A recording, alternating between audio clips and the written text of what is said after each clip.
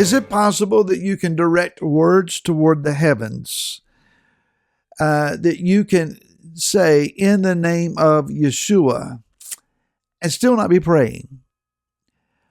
Hi, this is Barry Phillips with 10-Minute Torah, day 3 of Bashalach, when he sent. We are in Shemot, or Exodus chapter 14. Let's drop down to verse 10. It says, "And when Pharaoh drew near, the children of Israel lifted their eyes and saw the Mitzrites coming up after them.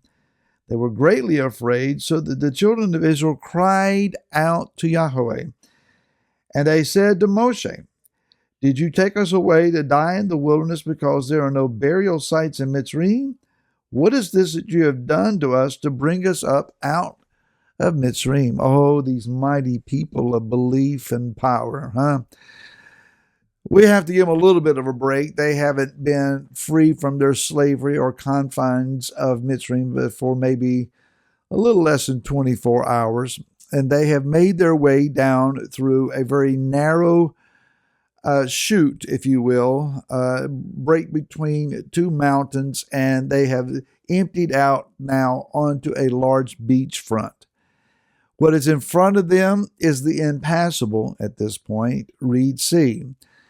And now coming up behind them is the army of Pharaoh, and they're trapped. They can't go behind themselves and go back through the chute. They run straight into the army. They can't go forward, and they panic. Well, before we would throw stones at them, we would probably do the same thing. Yes, our noble American mindset says, I would rather die on my knees than to live with chains. So, okay, whatever. Anyway, they are panicking. It says that they cried out to Yah.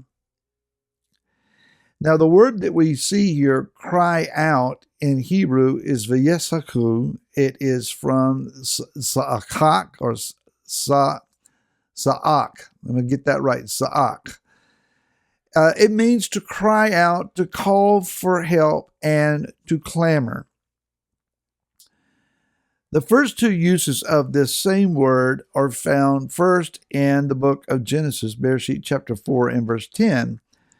That verse says, and this is Abel speaking, and he said, Yah says, "What have you done? The voice of your brother cries out to me from the ground." The blood of Havel, or Abel, was crying out to Yah from the ground loudly enough. Yah heard it. And then if we go over to chapter number 27 of Genesis, and we look at verse number 34, it says, when Esau heard the words of his father, he cried with an exceedingly great, bitter cry, and said to his father, "Bless me, me too, O my father." So this is when Yaakov has come, received the blessing. Esau realizes what's happened, and he is just devastated. So the thought behind this crying out is not just lifting up your voice and hollering, although that was a part of it, but it is a heartbroken,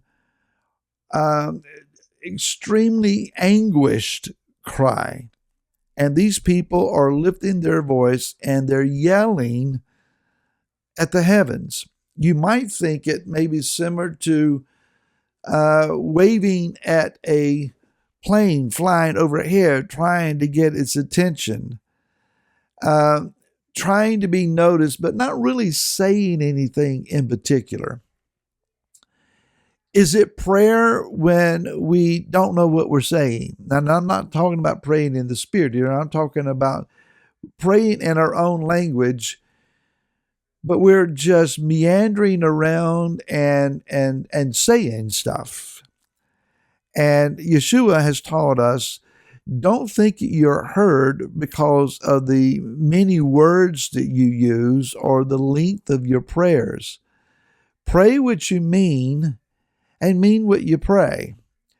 Yah, I believe, is more in tune to answer a prayer that is short but heartfelt, sincere, strategic, well thought out, and understood, meaningful to us than just we pray until we think we said something. Uh, these people were praying, crying out, attempting to pray by yelling and making noise. But we see the level of their belief in the very next verse where they are complaining to Moshe, we told you to leave us where we were. We told you that we should never leave. We told you that we are nothing more than slaves. Why did you bring us out here to die? There were plenty of graveyards over in Mitzrayim. Why did you bring us here to kill us? There's no confidence. There's no trust. There's no hope. There's no looking for a miracle. They have seen Moshe do astounding, astonishing things at the word of Yah. They know the power of Yah that has been demonstrated to just the hands of Moshe, that he can speak a word and things will happen. And he's got this power stick, it would seem, in his hand. Moshe, do something. Why did you bring us out here to let us die? Evidently, as we turn the page and look a little bit further, Moshe is saying to them, stand still and see the Yeshua of Yahweh, the deliverance, the rescue. The mighty one of Yeshua of Yah is going to show up, and he's going to bring about a way for us. But then Yah is saying to Moshe, what are you crying out to me for? Do something. Don't just stand there and yell in panic. Do something. Give me something to work with. I've shared this many times, and I think it's worth restating at least one more time. Prayer is not begging for help. Prayer is not bemoaning your estate of things. Prayer is inviting Yahweh to become involved and invested in your situation.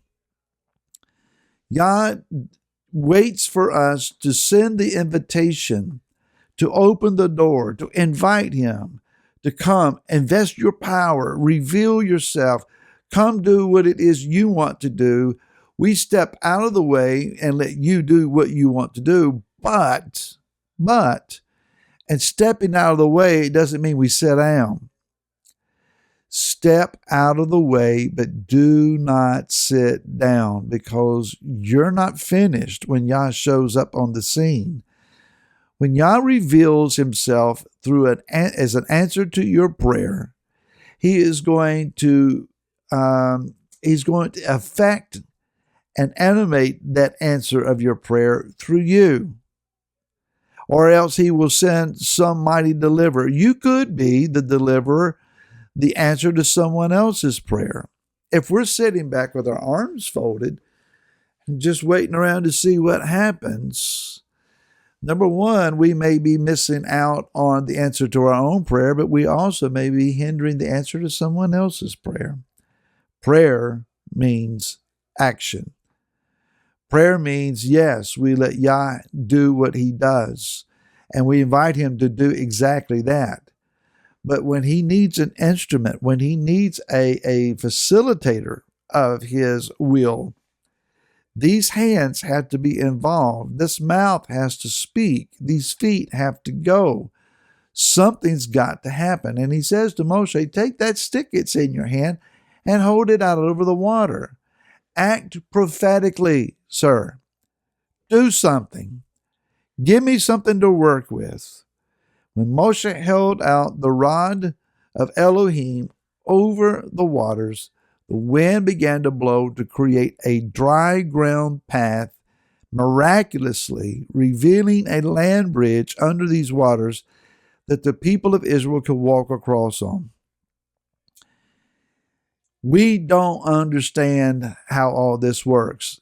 That's a given. but it is worth our experimenting and trying and seeking his face to see it tried to work in our life. Let's give it a shot.